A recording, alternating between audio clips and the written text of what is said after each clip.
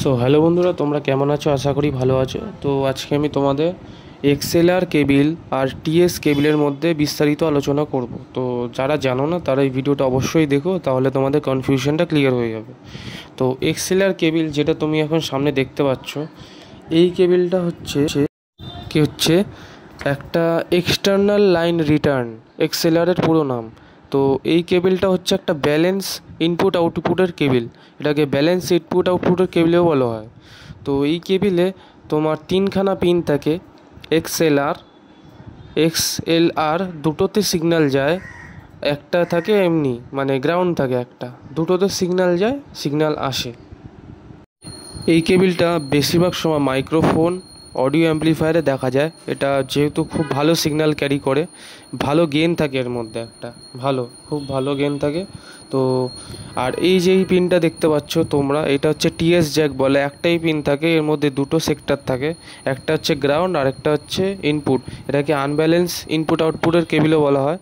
এটা বেশিরভাগ সময় ছোটোখাটো মিক্সার বা অ্যাম্প্লিফায়ারও দেখতে পাওয়া যায়, শর্ট টাইপের, যেটা খুব ভালো গেন নেয় খুব শর্ট ডিস্টেন্সে, কিন্তু লং ডিস্টেন্সে হয়ে গেলে হামিং দেখা যায়, এর মধ্যে নয়েজ দেখা যায়, যেটা তোমার এক্সএলআর কেবিলে দেখা যায় না। এক্সএলআর কেবিলে যত দূর থেকে অপারেট করো হামিং দেখা যাবে না। তো এটাই হচ্ছে একটা এই দুটোর মধ্যে পার্থক্য। তো সব থেকে ভালো এক্সএলআর কেবিলই, কিন্তু ওটার কস্ট বেশি হয় যেহেতু টিএস জ্যাক অনেকে ব্যবহার করে।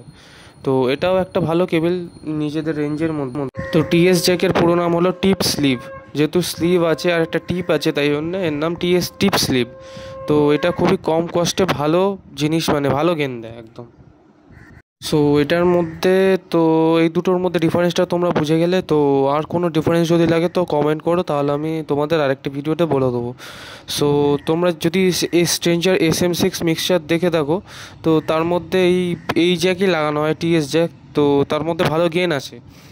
তো ছোটোখাটো মিক্সারে তো এইরকম ব্যবহার, বড় বড় মিক্সারে আবার এক্সএলআর কেবিল হয়, তো সেইগুলো ব্যবহার হয়। বড় বড় মিক্সারগুলিতে এক্সএলআর কেবল ব্যবহার করা হয়, কেন বড় বড় মিক্সারগুলো যেহেতু ভেরি হাই কস্ট হয়, তাই জন্যে যে অপারেটার সে হাই কস্ট দিয়েই এক্সএলআর কেবলগুলো কিনবে।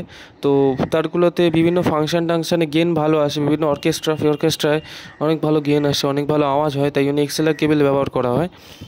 আর ছোটোখাটো ফাংশানে টিএস জ্যাক দিয়েও কাজ চলে যায়, কিন্তু ভালো গেন মানে আপনি এক্সএলআরই। কিন্তু যদি আপনি কস্টের হিসাবে দেখেন তাহলে টিএস জ্যাকও ভালো, টিএস জ্যাকেও আপনি ভালো গেন পেয়ে যাবেন।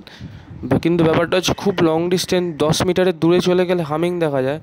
তো সেটা একটা ফ্যাক্টর, যদিও সেটা খুব একটা মানে না, গেন কমিয়ে দিলে, মিক্সার থেকে গেন কমিয়ে দিলেই হয়ে গেল। তো তো আর কিছু যদি ভিডিও ব্যাপারে জানার থাকে তাহলে কমেন্ট করো, নিশ্চয়ই আমি অন্য একটা ভিডিওতে বলে দেবো এই নিয়ে। তো লাইক অ্যান্ড সাবস্ক্রাইব করে দেবেন একদম।